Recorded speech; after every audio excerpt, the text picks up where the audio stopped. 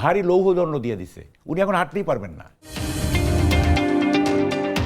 Donald ট্রাম্পের কোরবানি না হতে দেওয়ার যে কূটনীতি, একই সাথে বাংলাদেশে একটা দারুণ অর্জন হয়েছে সাম্প্রতিক সময়, তা হচ্ছে মানে আপনার জাতিসংঘের ৮১তম সাধারণ সভায় বাংলাদেশ সভাপতিত্ব করবে এবং সেই জন্য পররাষ্ট্রমন্ত্রী নির্বাচিত হয়েছেন ৯৯ ভোট পেয়ে এবং তার প্রতিদ্বন্দ্বী ৯১ ভোট পেয়েছেন। কিন্তু প্রশ্ন হচ্ছে তারা ২০১৬ থেকে কূটনীতি শুরু করেছে আর বাংলাদেশ শুরু করেছিল মাত্র ৩ মাসের কূটনীতি, কিন্তু বাংলাদেশ জিতে গেছে। আমরা জানি না যে ডোনাল্ড ট্রাম্পের কোরবানি হতে দেওয়া বা না দেওয়ার সাথে এই ধরনের বৈদেশিক কূটনীতির কোনো সম্পর্ক আছে কিনা, তার সাথে আমেরিকার সাথে যে বাণিজ্য চুক্তি হয়েছে তার কোনো সম্পর্ক আছে কিনা, এইগুলো কিভাবে ঘটে। এবং একজন সরকারি কর্মকর্তার চাকরি চলে যায়, কিন্তু যারা হাট বসান তাদের কিছুই হয় না কখনোই, শুধু ঘৃণাই জানানো হয়। কেন হচ্ছে মাহবুব কামাল, এগুলো কেন হচ্ছে?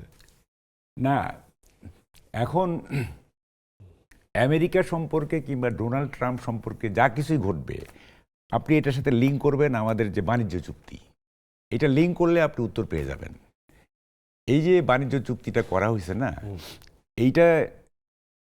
এইটা প্রমাণ করে যে আমেরিকার উপরে আমরা কতটা ডিপেন্ডেন্ট, এক নম্বর কথা।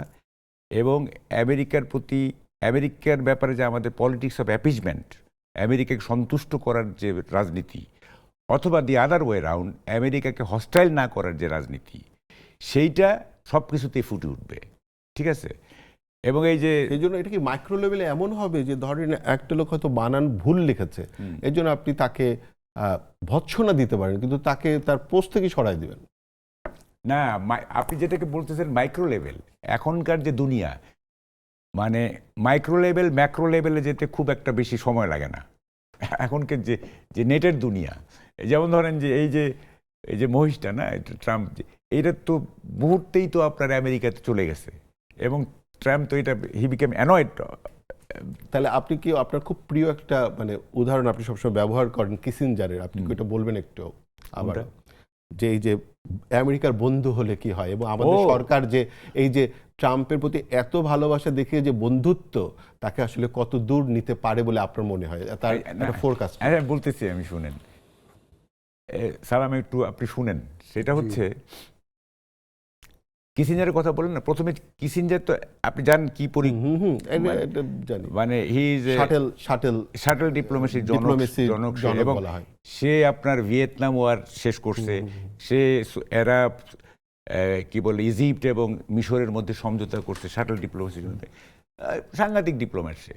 তার একটা বিখ্যাত কথা আছে, 3 খণ্ডের একটা মেমোয়ার্স আছে তার, সেখানে সে বলতেছে যে আমেরিকার শত্রু হওয়া বিপজ্জনক, ডেঞ্জারাস, এবং আমেরিকার বন্ধু হওয়া ফ্যাটাল, এটা প্রাণঘাতী।